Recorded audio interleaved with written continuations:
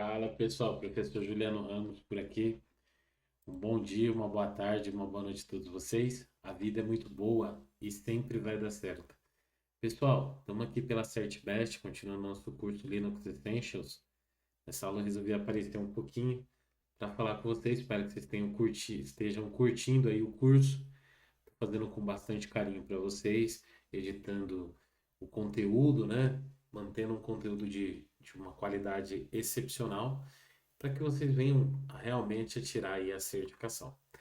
Espero que vocês também procurem fazer o nosso pacote completo aí de engenheiro Linux, aprendendo cada vez mais, se formando em conhecimento aí nesse universo vasto que é o Linux.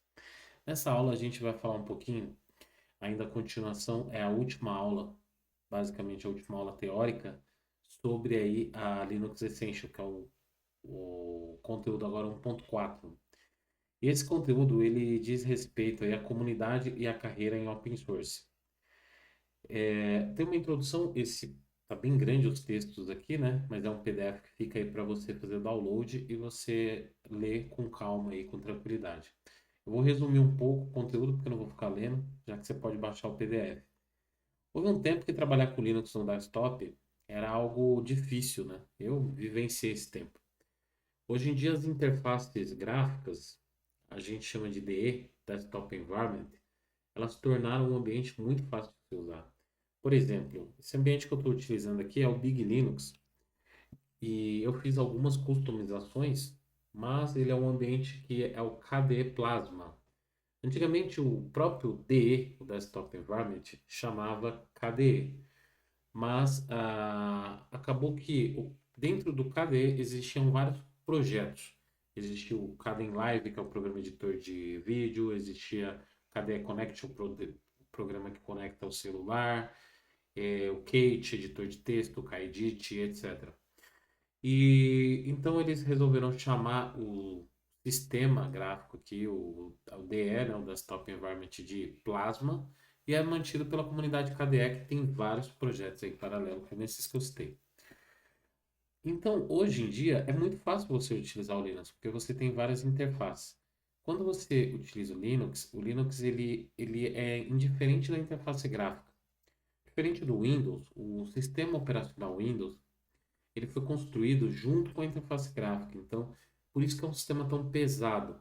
A gente não tem tanta opção de Windows aí para servidores, por exemplo, porque precisaria de uma máquina potente para servidor. E às vezes servidor você precisa para uma necessidade específica, por exemplo, um servidor de internet, servidor web. O servidor web, você para armazenar isso precisa de uma máquina ali com 1 GB de RAM, porque depende da aplicação. A aplicação vai consumindo mais memória, você vai ter que ter um servidor ali para aplicação. Mas o próprio servidor em si, ele é bem leve. Se você precisa do Windows, o Windows tem interface gráfica. Então você já necessita de uma máquina mais parruda para que funcione isso. Então, os ambientes desktop, né, como eu digo aqui, a abordagem do Linux ela é modular. Ou seja, diferente parte do sistema é diferente, desenvolvida por diferentes projetos. Por essa razão, existem diversas opções de ambiente. Então, a gente, por exemplo, nós temos se você pensar aqui, ó, nós temos o desktop Gnome, vou colocar aqui na imagem, temos o desktop Gnome, né? Vou mostrar aqui um sistema com Gnome. Nós temos o desktop Cinnamon, que inclusive é o padrão do Linux Mint. Nós temos o desktop XFCE. Então, existem vários tipos de desktop. Vou mostrar alguns para vocês aqui. A gente considera KISS, que é mantém as coisas simples, né? Que vem do inglês aí, keep it simple, stupid, né? Mantém as coisas simples, estúpido. Então, o keep, né? Keep. Basicamente, né? A gente tem hoje no Linux dois sistemas operacionais, dois sistemas operacionais, não, nós temos duas DE, né? Desktop Environment, que são os mais conhecidas, que é o GNOME e o KDE. Mas existem algumas outras. Então vamos conhecer. Por exemplo, o Ubuntu, a distribuição Ubuntu Linux. A gente for lá no site para fazer download aqui do Ubuntu Linux. A versão atual aqui, finalzinho de 2023, né? Estamos hoje no dia 4 de dezembro. É a versão 2204, ela vai até 2027, então não tem problema, não vai ficar desatualizado o conteúdo para o próximo ano. Você vai fazer o download aqui dessa versão. Eu vou mostrar ela aqui através da máquina virtual, que é o VirtualBox. Eu vou deixar nos comentários. Eu sempre deixo conteúdo do meu canal que dá uma encorpada na aula. Então deixe no comentário porque eu não vejo necessidade de eu fazer a regravação, já que é conteúdo que não perde uma validade, não perde um prazo. Por exemplo, esse conteúdo de utilização e de criação de uma máquina virtual pelo VirtualBox, isso sempre vai ser da mesma maneira, a não ser que mude todo o layout do software. Aí eu regravo essa aula. Então eu vou preparar aqui, mas eu vou mostrar aqui para vocês também. Nós vamos fazer aqui juntos, que é bem rápido, bem prático aqui. Eu vou tirar até a minha câmera daqui, porque senão a câmera pode ficar atrapalhando durante a captura aí. Então vamos tirar a câmera aqui e vamos lá. Primeiro de tudo, eu vou vir aqui novo e vou criar aqui Ubuntu. Esse daí é o 2204 LTS. O nome aqui é só uma string, o nome que você quiser, tá? A imagem, eu vou apontar para a imagem do Ubuntu, vou colocar outro aqui, já fiz o download, Ubuntu. Ele tem a opção de instalar automaticamente aqui o sistema, por quê? Porque ele já detectou que é um Ubuntu e esse sistema ele pode ser instalado automático, mas eu vou tirar aqui para a gente fazer a instalação. Eu vou no próximo aqui, eu vou colocar para essa máquina 4 GB de memória RAM, porque eu tenho bastante RAM aqui, mas você pode colocar 2 GB aí, não tem problema. Eu vou colocar aqui 2 processadores para ele, tá ótimo. Próximo. Vou definir aqui um disco de 115 GB, mas vale lembrar, pessoal, que esse disco ele é um disco virtual. Não significa que você definindo 115 GB que vai pegar do seu sistema raiz 115 GB, tá? Vou dar um próximo aqui e finalizar. Pronto, criou a maquininha virtual aqui. Agora eu vou em configurações. Dá uma checada aqui. Tá tudo certinho. Vou tirar o disquete aqui, né? Porque não se usa mais para iniciar pelo CD. Vou clicar aqui em iniciar. Vamos iniciar o nosso Ubuntu. Com a tela em tela cheia. Bom, primeiro passo aqui é Try or Install Ubuntu. Vou dar Enter aqui. Ele tem um aviso amigável de integração ali, que é quando você clica, o mouse fica preso aqui dentro. Para me retirar o mouse, eu aperto o Ctrl do lado direito, tá?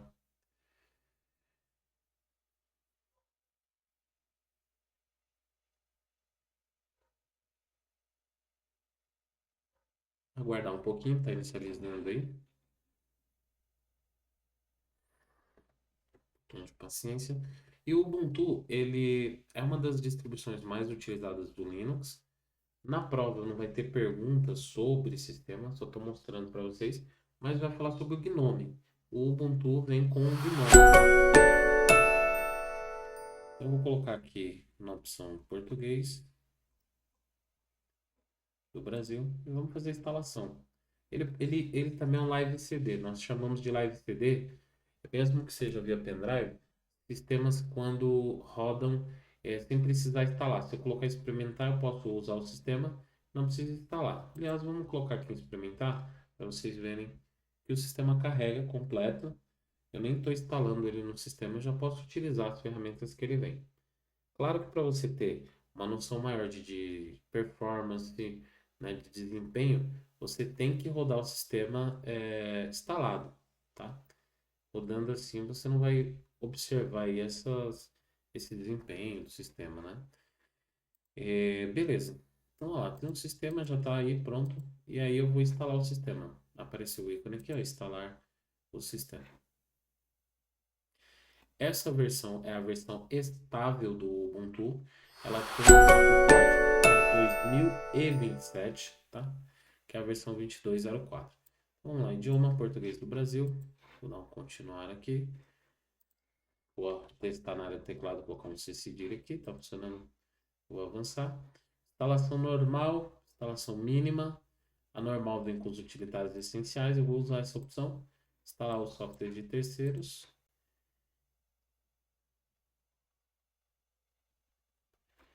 Basicamente aguardar aqui que ele inicie o processo de instalação.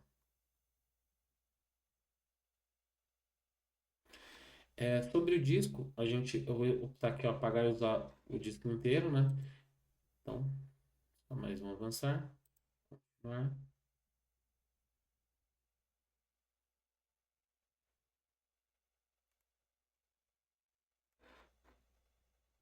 A localidade, né? E aqui o nome para o usuário. Não esqueça desse nome e dessa senha, porque esse vai ser o usuário administrador do sistema, tá? Então, nome aqui, beleza, continuar. Fazer uma pausa para o vídeo ficar mais dinâmico. Muito bem, pessoal. Terminou aqui a instalação, ó. Precisa fazer a reinicialização aqui para a gente ter aí o Ubuntu que vem com o Gnome. O Ubuntu é uma distribuição que eu recomendo que vocês instalem, porque basicamente vocês precisam saber três distribuições, duas distribuições que são as distribuições que eu falo que são distribuições mãe aí, né?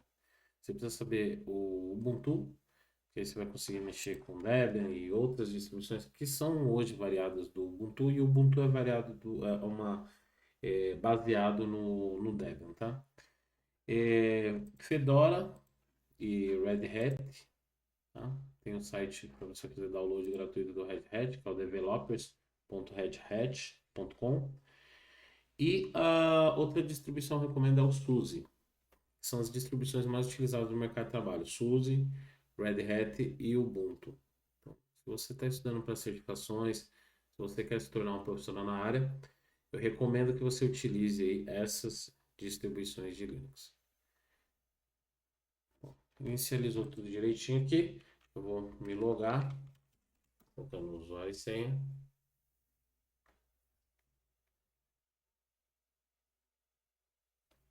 Senha que eu lembrei a senha, né?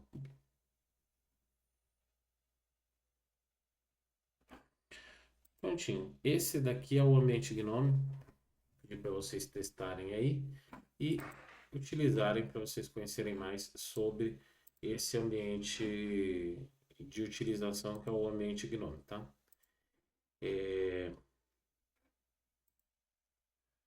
Vamos seguir aqui para outros ambientes.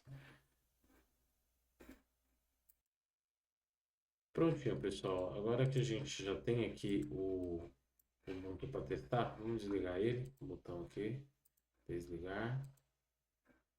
Vou conhecer um outro sistema, vou fazer download do Linux Mint, que utiliza como base o Cinnamon.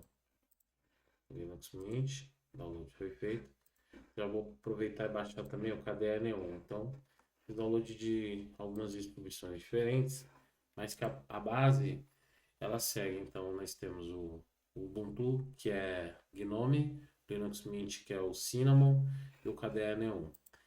Eu escolhi o KDE Neon porque é o mais puro aí que a gente tem do ambiente Plasma, sem muitas personalizações.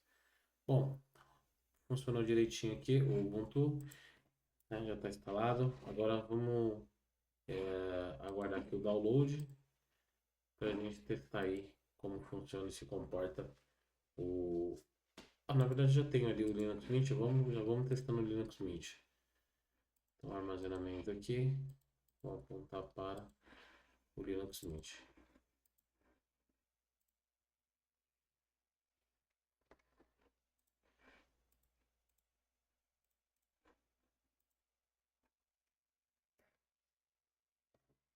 Aguardar a inicialização.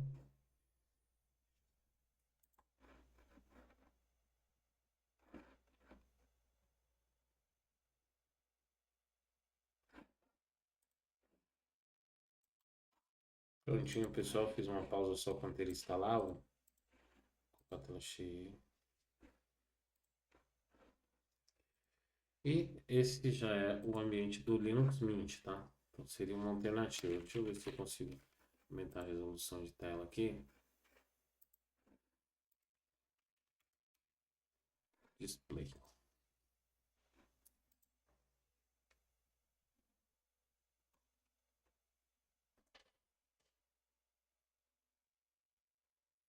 Tem uma opção aqui. Beleza. Melhorou um pouco, né? E esse ambiente aqui é o Cinnamon, tá? Uma outra opção. A instalação dele também, uma instalação bem facinho.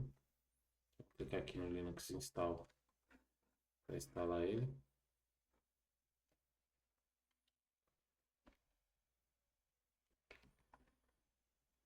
Demorando um pouquinho, mas já carrega.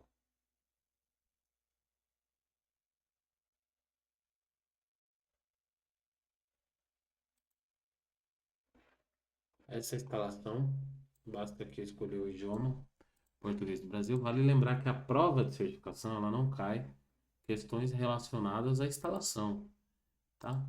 Eu tô passando para vocês porque é um conhecimento geral aí, que vocês vão precisar fazer instalação, não ter medo de fazer instalação, principalmente quando você utiliza máquinas virtuais, né?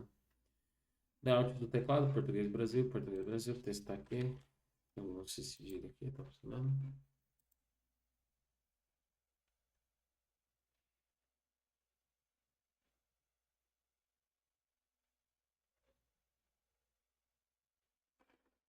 Instalar codecs multimídia, para a gente ter suporte a vários formatos de arquivo.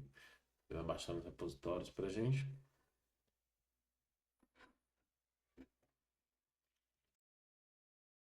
Muito bem, pessoal.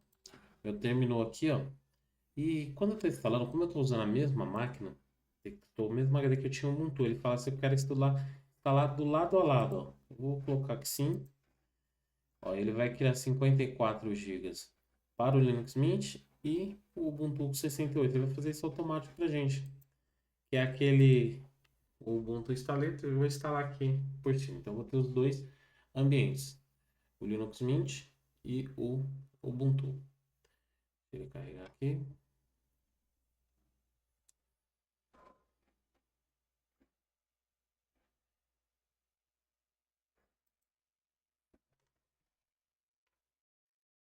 Muito bem, pessoal. Fiz uma pausa, né? Fui ficar mais dinâmico. Clicar aqui continuar. E parece que foi aqui. Terminou. Tá no Linux Mint, né? Selecionar aqui. Que eu vou preencher, acho que os dados do usuário. Procura colocar um usuário, pessoal, e uma senha em todos os sistemas que a gente usar no curso. Que seja padrão. Agora ele vai começar a cópia dos arquivos. Enquanto instala aqui, ainda está instalando o Linux Mint aqui, né? Vai ter os dois ambientes, o Linux Mint e o Ubuntu, porque ele reparticionou o disco. Vamos continuar seguindo aqui nossa apresentação. Então, ele fala que basicamente existe dois ambientes, né? Então, a gente temos o GNOME e o KDE. Depois a gente vai fazer a instalação do KDE Neon também, terceiro ambiente. O Linux, ele é mais utilizado nas indústrias de software livre, ele é muito utilizado, né? Site como o W3Tech relata que cerca de 68% dos servidores da internet são alimentados com Linux. É um case fantástico, né? Esse tópico aborda um pouco de conhecimento de navegação segura. Muita gente acredita que quando você vem aqui no navegador, coloca janela anônima, você está navegando de maneira segura. Na verdade, isso daqui só está deixando de enviar a informação do cookie e guardar o seu histórico de navegação. Mas não tem nada de seguro nisso. Então, olha lá, um equívoco comum está relacionado a uma determinada configuração do browser, conhecida como DNT, um acrônimo para Do Not Track, ou não rastrear. Pode ser ativado basicamente em todo o navegador. Quando você está navegando em modo privado, não é difícil encontrar pessoas que acreditam que não serão rastreadas. Infelizmente, isso não é verdade, porque o DNT, apesar de uma forma de dizer aos websites visitados que você não quer que eles o rastreiem, mas na verdade o website vai definir se ele vai te rastrear ou não. Então você, quando está no modo privativo, ele vai lá e fala assim, ó, eu tenho uma configuração aqui que eu não quero que você me rastreie, ok? Mas isso depende da configuração aí do website, então não é tão seguro assim. A janela anônima não é tão anônima assim, né? Então, tem gente que entende errado isso daqui, esse contexto de ser anônimo. Anônimo é porque você não vai estar guardando seus históricos ali dentro da sua máquina, tá? Não significa que você não pode ser monitorado sobre o que você faz na internet, mesmo que seja anônimo. Uso de boas senhas. Não use senhas como QWERTY 123456, 654321, né? Exemplo de criação de boa senha. Essa daqui, ó, EFST1000ACOC. Você fala, pô, mas é difícil, como eu vou criar e lembrar de uma senha dessa? Se você ver, é uma frase, ó. Eu ficaria feliz se tivesse 1000 amigos como o Claudemir, ó. Eu ficaria feliz se tivesse 1000 amigos como o Claudemir, tá? E aí você criou uma senha. Setei para vocês. Existem alguns softwares, como o KeePass e o Bitwarden. Esses softwares, eles são gerenciadores de senha. Então, eles servem para gerenciar as senhas do sistema. Então, vale a pena você dar uma pesquisadinha aí sobre esses softwares e utilizar aí no seu ambiente. Criptografia TLS. Sempre que a gente faz a transferência, armazena a informação aí para terceiros, né? Busca informações de terceiro e tal na internet, os dados eles são transferidos passando por uma rede de roteadores, né? E o TLS, que vem de Transport Layer Security, TLS, é um protocolo que aumenta a segurança, porque essa comunicação é feita de modo criptografado. O TLS ele é o sucessor do SSL. Muita gente ainda fala, vamos ativar o SSL. Não, era SSL, hoje é TLS, tá? O SSL se tornou obsoleto. E estendendo essa questão de criptografia, eu tô adiantando esses slides porque tá aí, vocês podem ler, tá? Então não precisa ficar lendo ao pé da letra. Existem ferramentas. Aqui, ó. Existem ferramentas para proteger e-mail. Uma das mais importantes é o GNU no PG, que vem de GNU Privacy Guard, que trata-se de uma implementação open source do OpenPGP, um padrão internacional codificado. Então ele vai proteger os seus e-mails, né, precisando de uma chave. Aí como funciona o mais ou menos igual ao TLS, tá? Para certificação, estou passando meio rápido, você tem aí com calma para ler, mas o que você precisa saber para certificação? Saber o que é o TLS, saber que navegação anônima você não está tão anônimo assim, e lembrar que para criptografia de e-mails a gente tem o GNU PG, no caso do Linux, tá? Podemos criptografar o nosso disco durante a instalação do sistema. A maioria das distribuições te dá essa opção, terminando ali o Meet, de você criptografar o disco, colocando uma senha ali e tal. E assim a gente finaliza mais esse capítulo e termina esse tópico. Só terminar de instalar agora o Linux Mint para a gente iniciar ele. Eu fiz download também aqui do KDE-Neon.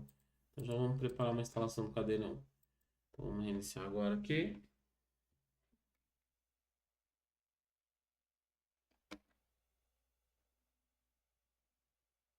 E ó, quando a gente iniciar, você tem a opção de iniciar pelo Linux Mint ou iniciar pelo Ubuntu, porque ele detectou lá na hora de instalar, a gente deixou os dois ambientes.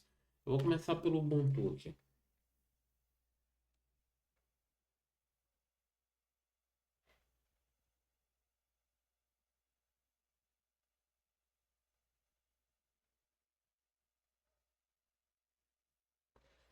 Carregando, vou guardar um pouquinho.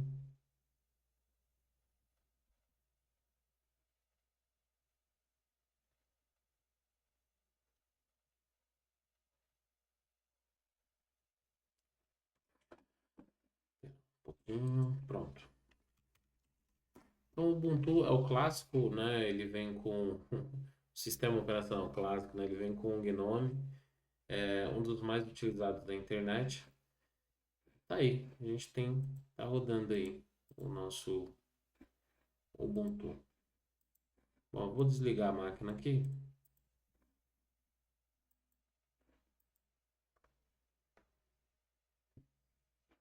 E quando a gente iniciar, a gente pode escolher para entrar no Linux Mint também.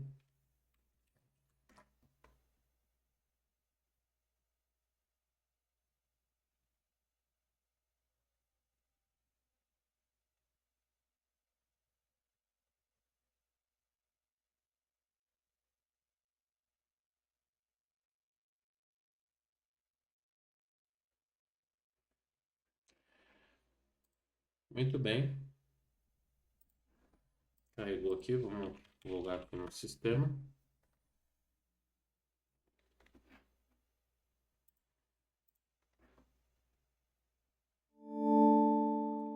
eu tenho o Linux Mint, que usa o ambiente Cinnamon, e o GNOME. Então é excelente para vocês testarem aí e brincar. A prova não exige conhecimento em interface gráfica, ela vai perguntar alguma coisinha sobre o GNOME, alguma coisinha sobre o Cinnamon.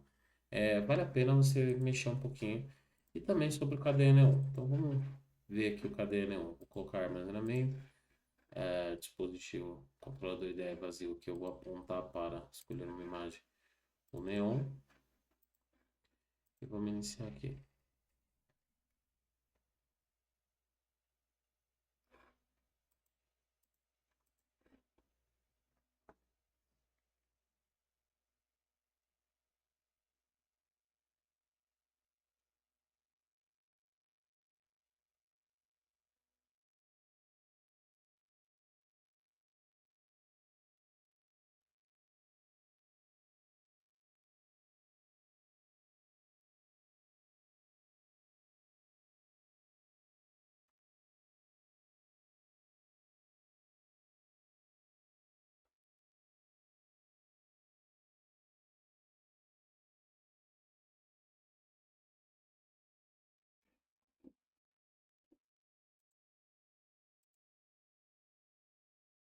Um pouquinho lento aqui, mas tá carregando. Pronto. A tela cheia. E aqui, pessoal, padrão aí, ó. O KDE, para vocês treinarem também. Vamos ver aqui a instalação. Se ele vai detectar e vai dar pra gente instalar 3 sistemas. Estou usando mesmo mesma máquina virtual. Português Brasil. Avançar. Aqui São Paulo, avançar. Teclado. Então, português. Ó, substituir, instalar lado a lado. Instalar lado a lado do Ubuntu, Linux Mint e ele. Vamos ver se vai instalar. Não vai ter espaço. Seleciona uma partição para reduzir. Ah, acho que dá para selecionar uma partição para reduzir. Vamos reduzir essa do Ubuntu, os 63 GB. Aí ele vai reduzir essa. Vai dar para instalar acho que os 3 sistemas. Vamos ver. Qual o seu nome? Assim aqui.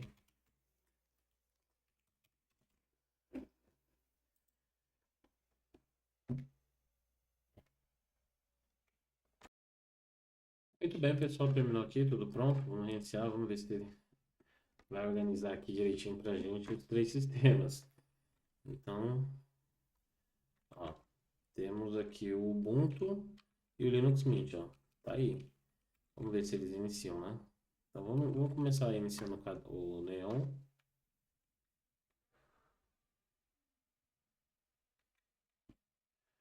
Desafio para vocês brincarem. Esse tipo de coisa, né, instalar o 3 sistema aqui, não é algo que vá você ter, né, no trabalho, não é algo que também vai cair na certificação, mas é o tipo de curiosidade que faz com que você acabe aprendendo mais estudando, instalando o sistema, quebrando o sistema. Isso que é importante, né? Quebrar o sistema, eu falo que é muito importante a gente quebrar o sistema. Aliás, falando em quebrar o sistema, parece que travou o meu aqui. Vou voltar novamente aqui, vamos ver o que aconteceu.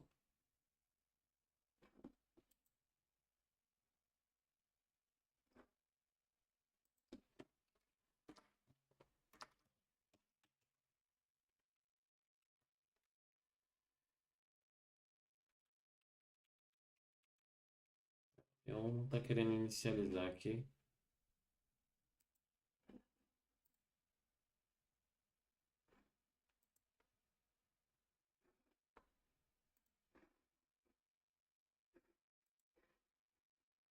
Vou tentar mudar o vídeo aqui, Xbox, mas ele não tá nem saindo do modo texto. Tem algum erro aí no gerenciador de inicialização. Vamos ver se está iniciando o Ubuntu aqui.